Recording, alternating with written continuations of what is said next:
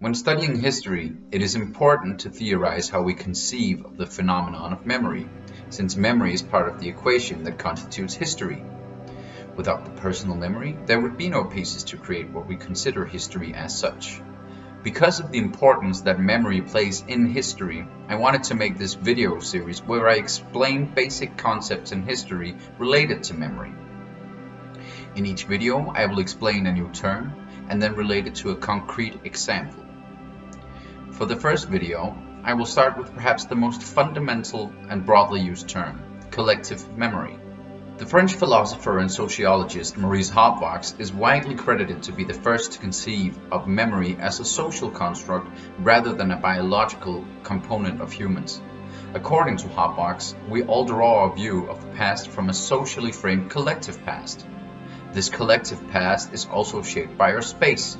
Our physical surroundings shape our interactions with the world and thereby influence our experience and memory of the world. Not only homes and walls persist through the centuries, but also the group in continuous contact with them, their lives merged with things. The social conception of memory developed by Halbwachs, what he dubbed collective memory, has been widely considered and used by sociologists and historians alike.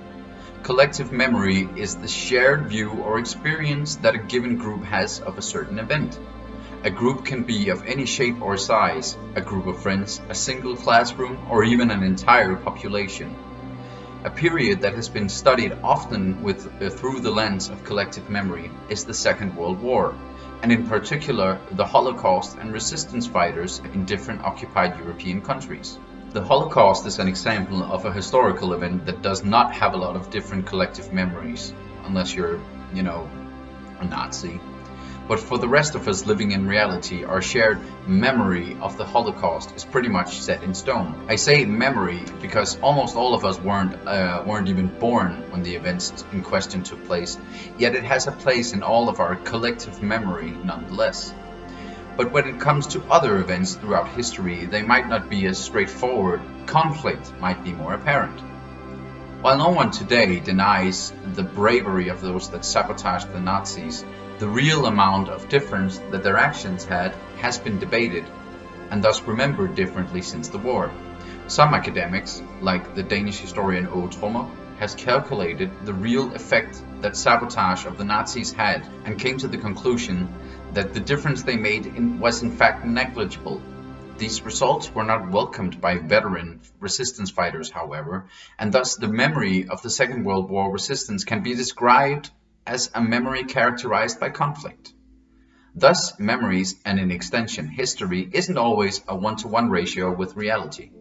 Current social and political attitudes can influence what we want to remember and how we want to remember our past. How memory is used to influence populations to attain certain political goals is what historians investigate with the analytical term politics of memory, which we will explore in one of my next videos. The French philosopher Maurice Halbwachs is credited as the first to conceptualize memory as social rather than biological. He contended that through the group's experiences and memories, a collective memory is formed. This collective memory of far-removed past events is how we as a society conceptualize history and understandings of the past. Sometimes we can consider a memory to be characterized by consensus. As an example, we pretty much agree how and what we remember about the Holocaust. On the other hand, memories can also be characterized by conflicts. Veteran resistance fighters might be less than ready to admit that their concrete actions might not have made a real difference for the Allied forces in the war. Don't forget to like and subscribe if you want to learn more about the nuts and bolts of history with me, and thank you for watching.